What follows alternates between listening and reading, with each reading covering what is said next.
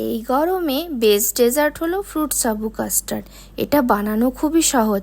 বাজার থেকে কিনে আনা যে কোনো ফল দিয়ে এটা বানানো যাবে। প্রথমে জলে কিছুক্ষণ সাবু ভিজিয়ে রাখতে হবে। তারপর সসপ্যানে জল গরম করে ভেজানো সাবু ফুটিয়ে নিয়ে ছাঁকনিতে করে ছেঁকে ঠান্ডা জল দিয়ে ধুয়ে ফ্রিজে রেখে দিতে হবে।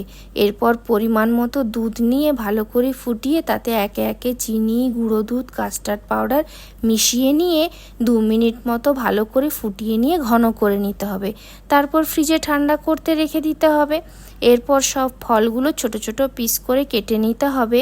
তারপর ফ্রিজ থেকে কাস্টার্ড দুধ সাবু বের করে একটি পাত্রে মিশিয়ে নিতে হবে। আর তার সাথে কেটে রাখা ফলগুলোও ভালো করে মিশিয়ে নিলেই রেডি ফ্রুট সাবু কাস্টার্ড। এবার একটি সুন্দর পাত্রে পরিবেশন করে ফেলুন। আজকের কুকিং ব্লগটা এই পর্যন্তই। Bye bye.